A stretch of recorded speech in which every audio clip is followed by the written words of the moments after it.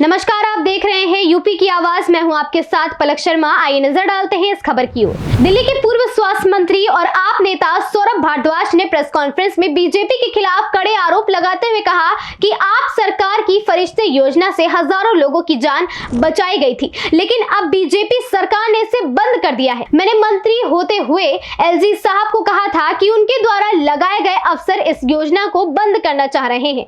आगे इस वीडियो में देखिए सौरभ भारद्वाज ने आगे क्या कुछ कहा। कोई इस तरीके की मानवीय स्कीम को कैसे बंद कर सकता है?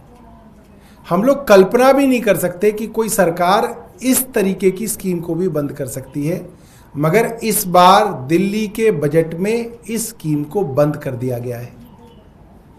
अब अगर दिल्ली की सड़क पे कोई हादसा होगा तो प्राइवेट अस्पताल में उनका इलाज मुफ्त नहीं होगा।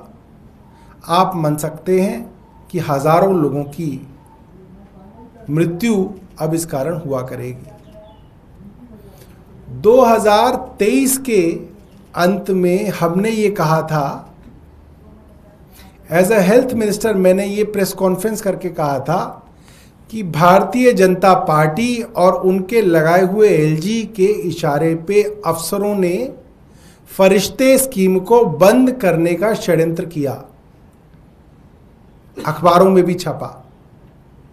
मैंने चिट्ठी लिखी एलजी साहब को, और वो चिट्ठी एलजी साहब को उस वक्त के मुख्यमंत्री अरविंद केजरीवाल जी ने भी लिखी कि आपके अधीन आने वाले अफसर जानबूझ के फरिश्ते योजना जैसी मानवीय योजना को बंद और ठप करने की कोशिश कर रहे हैं। और एलजी साहब ने कहा नहीं, ये झूठ बोल रहे हैं, पैसे नहीं दिए गए स्कीम के। मैं एज हेल्थ मिनिस्टर देश की सबसे बड़ी अदालत में एज अ पिटिशनर गया। सुप्रीम कोर्ट की बेंच जस्टिस गवई और जस्टिस केवी विश्वनाथ की बेंच ने इस मामले को सुना। दिल्ली के उपराज्यपाल विनय सक्सेना को नोटिस किया, और उस नोटिस के दबाव में अफसरों ने फरिश्ते योजना की पैसे जो थे, जो फंड्स थे, वो रिलीज किए और फरिश्ते योजना फिर से शुरू हुई। उस वक्त एलजी बड़ा तिलमिलाए थे। उन्होंने कहा कि भारतीय जनता पार्टी स्कीम को क्यों बंद करना चाहेगी, ये झूठा आरोप है। आज ये बात साबित हो गई कि भारतीय जनता पार्टी इस स्कीम को हमेशा से बंद करना चाहती थी। उस वक्त एलजी के जरिए इस स्कीम को बंद करने की कोशिश की, और आज जब अपनी सरकार बन गई तो बाकायदा इस स्कीम को बंद कर दिया गया है।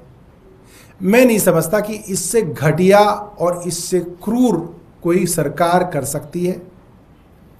एक हादसा हो जाता था, मुझे याद है अंग्रेजी अखबारों के अंदर आधे पेज की खबर छपती थी कि एक एक्सीडेंट के अंदर कोई मारा गया, उसको सही समय पे इलाज नहीं मिला, एक आदमी के लिए।